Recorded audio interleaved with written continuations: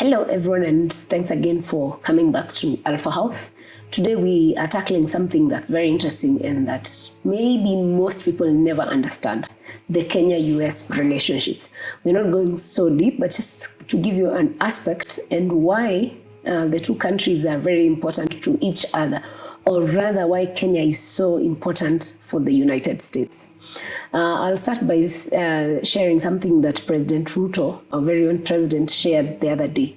That on behalf of the people and the government of the Republic of Kenya, I convey my deep appreciation to porters and floaters of the United States of America for undertaking to host me at the White House during a state visit to the United States of America on May 23rd, 2024. So this is the first state, and it's a state visit. This is the first state visit by an African president in the last 15 years. The last African president to have been invited to the White House is the Ghanaian President John Kufuor, and that was in September 2008. And of course, many people may wonder why it's a big deal for an African president to get to have a state visit, invite. So for this, President Ruto invited that Kenya views the state visit as high-profile opportunity to articulate a new era of dynamic partnership aimed at transforming trade and investment, which we are big on, of course, with the United States, green energy and climate action, digital technology and innovation, health and human development, peace and security, as well as multilateralism and collective action to deliver shared prosperity for Kenya, Africa, the global south, and the entire world. So if you don't understand this, let me just tackle the part of security. Kenya is very big with the US in terms of security, that much since the Dusit attack, we've been very close in terms of the trainings that our members of our forces get in different departments with the United States. And this is just towards ensuring that security becomes key for not just Kenyans, but the African continent as a whole. So something else to note is that the CIA director, William J. Burns, visited Kenya. And this was in January 2024. And it was at State House. When the CIA director visited, he had a meeting with the president of Kenya, the US ambassador to Kenya, that's Meg Whitman, and the director general of Kenya's spy chief, that's Nuruddin Haji. The details of the meetings, specific details were not released. But of course, they say Kenya stands as a major ally of the US, and it was issues around security matters of the region. Amidst, of course, this happened when we still have conflicts going on in Ethiopia, Somalia, all those things. And of course, it was around including issues on terrorism and political instability in the Horn of Africa and the Middle East region. So really nothing much was shared about what the meeting was about. However, the CIA's primary functions is to provide objective intelligence on foreign countries and global issues to the president, that is the President of the United States, that's Joe Biden, the National Security Council, and other policymakers to help them make national security decisions. So immediately, Sir William J. Burns left Kenya. He went for a meeting with the Somalia President Hassan Mohamud. So Somalia's president stated after their meeting, because he went there for a meeting with the president, he on his Twitter handle he shared that they focused on regional security, addressing the escalating threats of terrorism and political instability in the Horn of Africa and the Middle East. Again, the issues that the president had stated. Security, of course, is key for Africa and especially Kenya, because Kenya stands at a very pivotal point across the continent, and Kenya is, Kenya is the center of so many things that are carried out by the US in Africa. So that's why it's key for them. So back to the story of Dusit D2. So when the attack happened in 2019, the US, of course, and in collaboration with Kenya, they led to an establishment of the first Joint Terrorism Task Force. It's referred to as JTTF in Nairobi the following year, which was in 2020, which is the first multi-agency counterterrorism investigative force outside the US, with the mandate of leading countering terrorism efforts through sharing intelligence in the larger East Africa and the Horn of Africa region. So now you can connect why the director of CIA had to visit Kenya and not any other country, you know. So something else that gives you the relations between Kenya and the US are tight, besides now security matters. If you remember when we had post-election issues in 2018, we had a senator who visited the country, and Kenyans refer to him as the handshake senator, and that is Senator Chris Coons.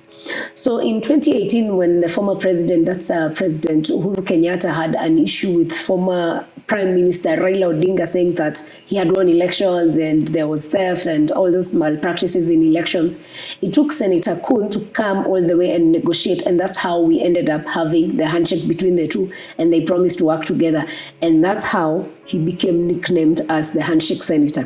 Again, in 2022, we held our elections where we had President Ruto declared as the winner.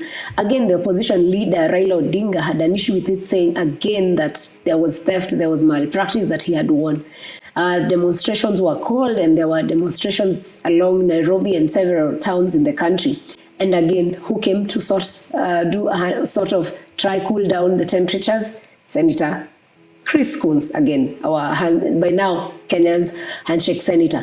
So again, that tells you why was it important for US to see Kenya enjoy the peace and not all those street demos that were happening? Because the US holds Kenya so dear to them in terms of the projects they run and their organizations that are based here. Of course, even the UN, UNEP, there's so many UN organizations that operate from Nairobi, and so that was key for them. That hence why it was important to ensure there is security and peace, and so that trade goes on in the country. Hence why the senator was sent here. Something else that has come up recently and maybe has caught the eyes of many is that UNFPA is moving a quarter of its staff to Nairobi by 2025. This news was received by the the employees that are supposed to relocate. Many were a bit questioning the situation, saying they never really participated in a meeting to say if they would want to move. But the truth is that UNFPA said they want to relocate because they want to get closer to the people they are serving. And many have been questioning, is the people they are serving usually just Kenyans, or why in particular are they moving to Kenya and not any other state? Number two, they feel some of the staff members feel that they will be very far from where decisions are made, and this may affect them, where some of them may end up losing their jobs. And of course, if you have to relocate to a new country, that means your life is a bit destabilized. So that's why that was going on. The Ministry of Foreign Affairs, though, appreciated this through the PS Korir Sing'oei, who welcomed the move, saying that this signals confidence in Nairobi as a diplomatic hub. So that's something else that they say. But also the moving, apparently a lot of donors now require that you either hire, if you have to operate from the global south, then you either hire from there or you move down there. So maybe that's one of the reasons why there's that whole movement. So the city, the other thing that how the government welcomed the situation is that the city already hosts a major UN entities like the United Nations Environmental Program, that's UNEP. We have the UN Habitat. Of course, these are reinforcing its status in terms of looking at it from a positive side. This reinstates the status of Nairobi or Kenya as a focal point for international development efforts, because again, all those discussions include that now we link up different parts of the world are done from here. So we hopefully Kenya can benefit from this, but as of now we can't confirm or deny. So something else, the effects that people will face from this migration of UNFPA to Nairobi. Key is that the employers of UNFPA will have dollars, because of course they are paid in dollars. So what does that mean? Dollars become more available. And what does that mean? What's the effect of when you have a lot of dollars? What happens to the Kenya shilling? Again, we will lose that in terms of value. The Kenya shilling may actually lose its value. What happens? The net effect is that now goods become more expensive because some of these employees are able to, work using dollars, while in Kenya, as Kenyans, we operate with Kenya shillings. So that will be a gap that may affect a lot of us as Kenyans. Number two, the other issue may be a housing problem. If a lot of the staff come and, of course, get the housing here, it means the rent goes up because, of course, you understand the availability of dollars will shoot the rental houses because the demand is higher. Something else, if you're planning to buy a house, that means that also the prices will go up. So that's something else. However, people who are against this movement claim that the UN is actually used to cause destabilization in Africa in different countries. Like we've seen various troops that have been sent across Africa, and most nations that have had the UN forces in their countries have really not emerged as peaceful or, as winning in terms of what Africa ought to win. So that's also something else that's a concern to so many other people. However, as developing partner in East Africa, Kenya is a recipient of significant US foreign assistance, and that's how our relations with US are big. And how do we do that? Using maybe organizations like USAID is one of the key, because USAID has a lot of projects that go on across the country. Of course, the other thing is that the US says why we are close with them is that the United States seeks to advance its national security and economic prosperity interests by helping strengthen economic stability, security, health, education, environment, and the rule of law. So those are the things that tell you why Kenya and the US are quite tight. And the key one especially is the issue of security. Then now, of course, if they train our parts of our forces, then that tells you why we have the relationship. And moving forward, we can only wait and see what happens, since these bilateral agreements keep developing each and every day. So if we have more that comes up or that happens, and since the visit of the CIA director, as of now, we've not seen the results yet, because we really don't know what they discussed in detail. But we are hoping that maybe in 2 or 3 months, we will be able to understand why the CIA director was in Kenya. So for today, that's it. We'll have another series on a different issue on the US-Kenya relations. But for now, that's it. And we hope that you got something, a thing or two. And remember to share, subscribe, comment, and share our content with your networks. For now, that's it. We'll see you on the next one.